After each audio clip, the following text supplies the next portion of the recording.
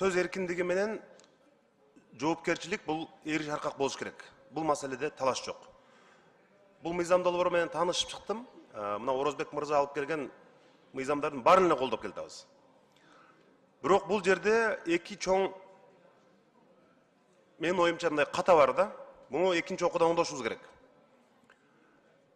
Биринчиден, эгерде адам бирөөнү жала жапса, караласа, мазактаса, азыркы мыйзамдар мына Эркебек Жумабекович отурат.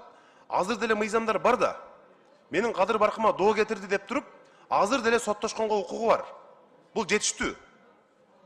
Экинчиден, айып пулдардын жана штрафтардын бул өтө чоң сумма, 200 миң менен 100 миң деген. Ошону экинчи окууга сунуш берели. Физикалык жактарга 1000 сом, юридикалык жактарга 2000 сом деп койсок, жетиштүү болот. Бирок негизи мен мындай штраф салганга деле каршымын.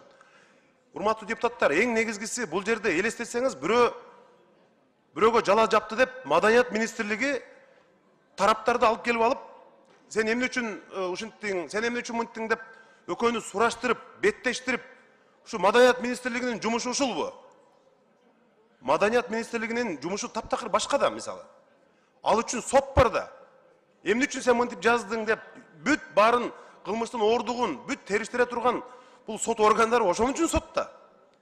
Анан кантип биз ушу каралашкан эки тарапты Маданият министрлиги алып келип алып, мына бетме-бет отургузуп алып мындай сурайт. Мен ушуга түшүнбөйм да. Мына экинчи сунушум. Ушуну мына Маданият министрлигине деле мындай бир топ жеңилдик болот. Ошону сот карасын деп коелу мына, эки сунуш. Сот чечсин. Экинчи сунушум ошол жанагы 200 миң эмес 2000 сом, 100 миң эмес 1000 сом кылып койсок, менимче жетиштүү болот.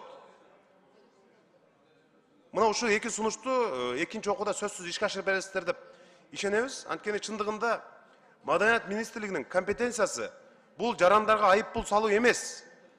Ал такыр башка.